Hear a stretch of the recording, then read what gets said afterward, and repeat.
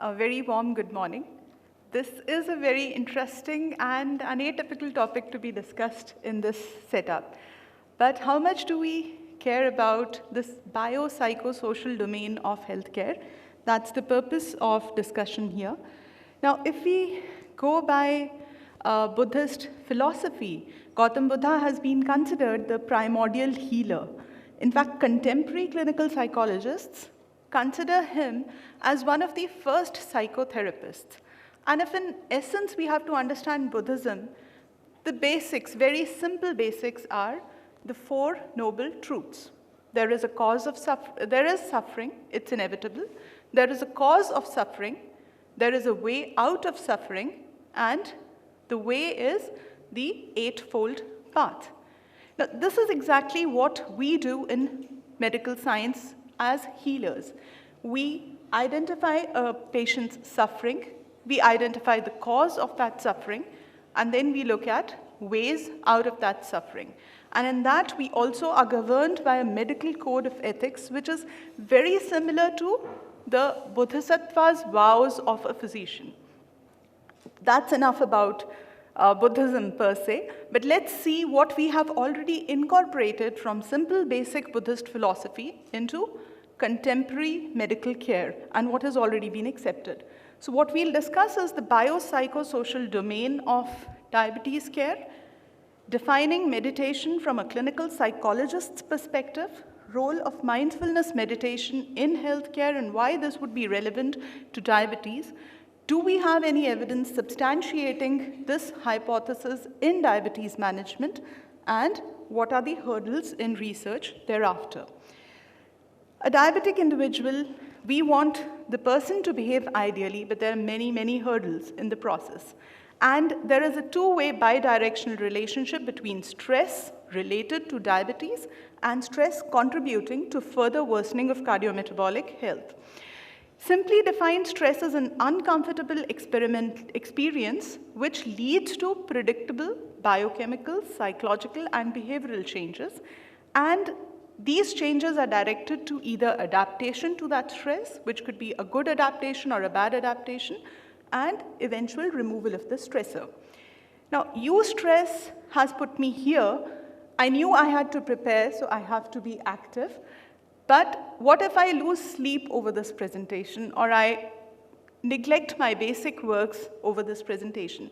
That enters the territory of distress. When there is maladaptive response, this maladaptive response to stress leads to a negative impact on neuroendocrine health, cardiovascular health, nervous system health, and also immune health, and there's substantial evidence for that. Now, if we look at biopsychosocial model, we have enough impetus being laid on biological aspects of healthcare, the metabolic aspects, the cardiovascular, microvascular outcome benefits, and so on. The social aspects are also being emphasized enough in guidelines, taking care of cost considerations, economic considerations, and so on, taking the patient as the center of our medical approach, and there is less emphasis on the psychological aspects of healthcare. Patient attitude, behavior, personality, self-esteem, and so on. Patient attitude, now one way to improve attitude is we empower the patient with knowledge. So we expect that somebody who's empowered is going to start behaving ideally. But this was taken from ADA 2019, and as we can see, all the people are clustered on the escalators. This is ADA 2019, Health Online magazine picture. And we've seen these images again and again. So these are doctors who already know what is the right thing to do, and yet we are clustering on the escalators here.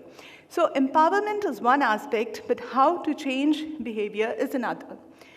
In our basket from the Southeast Asian countries, we already have an armament here, that is meditation. Psychologically, from a clinical psychologist perspective, it is defined as a family of self-regulation practices that focus on training attention and awareness in order to bring mental processes under greater voluntary control. I'll again focus on this in a later slide. And the idea is to foster general mental well-being and development of specific capacities like calmness of the mind, tranquility, clarity, improved concentration, emotion regulation, and so on. So scientific inquiry began in this lines in 1900s, and the first breakthrough was the Brenner's relaxation response around 1970s. Later on, this was structured into what is called as the MBSR program, the mindfulness-based stress reduction, and other mindfulness-based practices, intervention practices. So what is mindfulness-based stress reduction, or simply what is mindfulness meditation? As described by John Kabat-Zinn, who's the founder of the MBSR program, paying attention on purpose. So there's intentionality of focused attention in the present moment to what is happening right now, and non-judgmentally in acceptance of what is happening. Now, how this differs from cognitive behavioral therapy is, in cognitive behavioral therapy, the individual is trained to replace a negative thought with a positive thought. Rather, here in mindfulness, it is an acceptance of what is happening, and then this leads to contemplation and moving forward. Now, this is an 8-week structured program. I'll not go into details of this. It's available free online. So it focuses on a lot of mindfulness techniques as well as simple yoga exercises that almost every person, even elderly or those disabled, can perform. And over 8 weeks, 8 sessions of about 2.5 hours each, the MBSR program is conducted.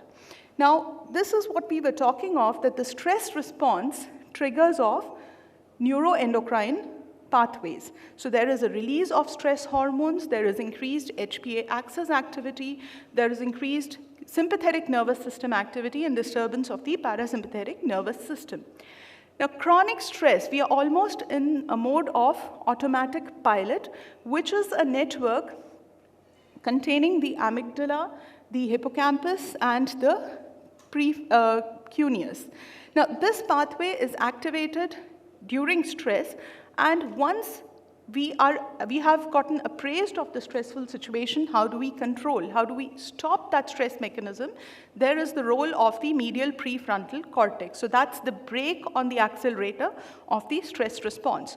Now, in individuals under chronic stress, this area is overactive, and I think if we do a functional MRI of almost everybody in this room, we'll have these areas active. Now, what has been seen in long-term meditators, Buddhist monks, it was shown that there were structural changes, there was increased cortical thickness of certain areas of the brain, especially the prefrontal cortex. There was increased thickness, and the insular area was also thickened. And not just long-term meditators, even with 4 weeks of MBSR training, functional changes in these areas were seen. There was decreased activation of the default mode network and an increased activation of the prefrontal cortex. This was some of the neuroscientific evidence. In addition, there was found that there was a decrease in the stress response, sympathoadrenal activity, increase in parasympathetic tone, reduced secretion of stress hormones, as well as several inflammatory markers. Functional MRI has also been used to study which regions of the brain participate in several of the aspects of benefit seen with mindfulness meditation. So attention control, there are specific brain regions. For emotion regulation, there are specific brain regions.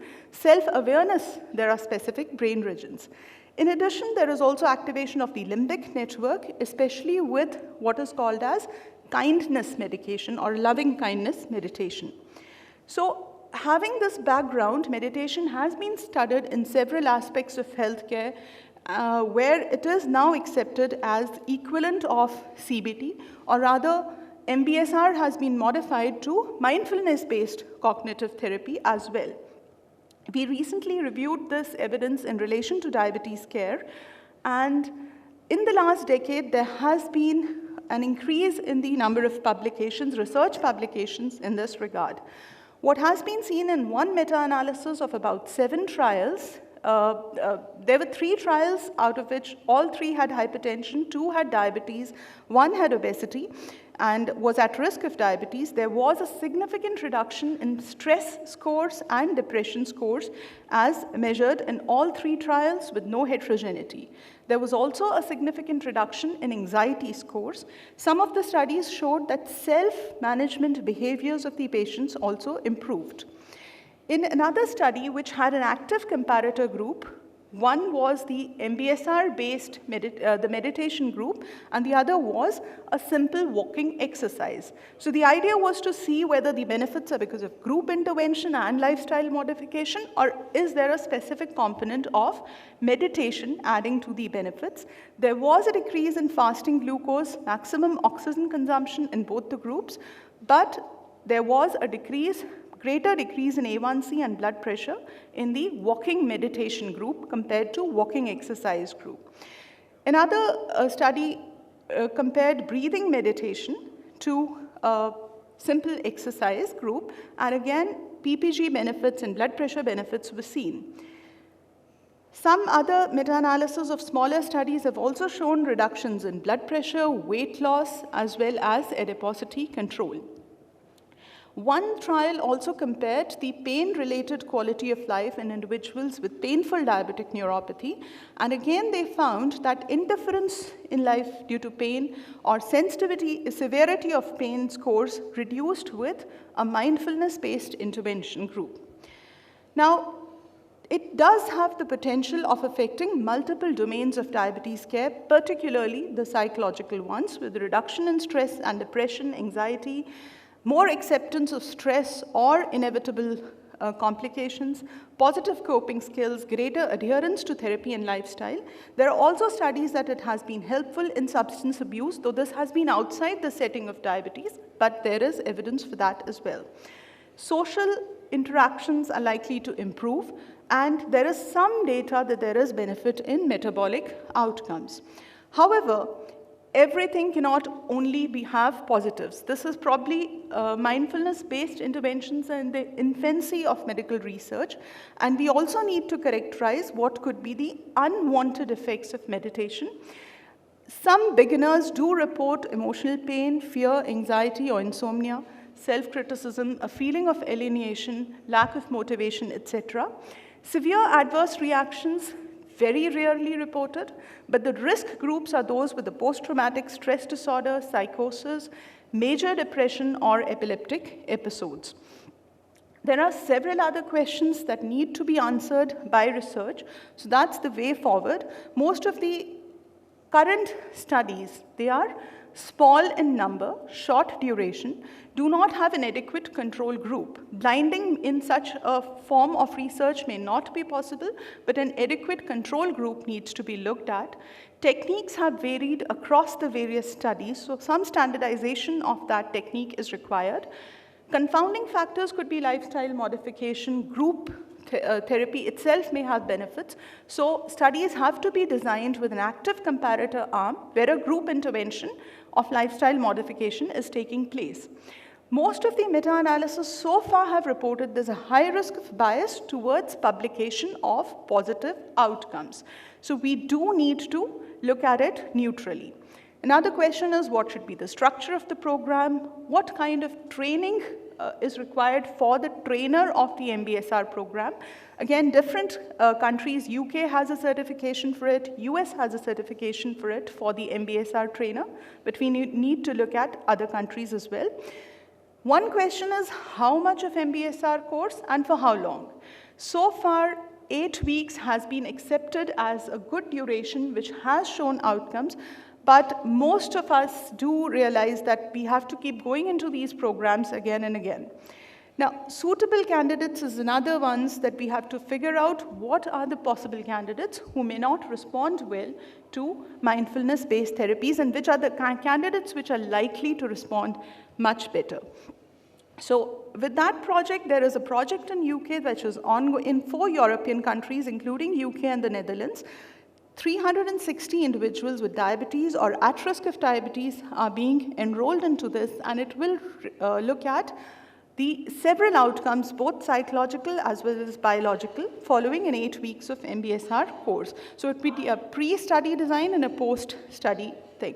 So with that, I'll conclude with saying, once again, summarizing what we talked of, the 4 noble truths in the beginning. We are what we think. All that we are arises with our thoughts. Be the witness of our thoughts. This was from the Essence of the Dhammapada, a translation by Eknath Easwaran. So thank you so much.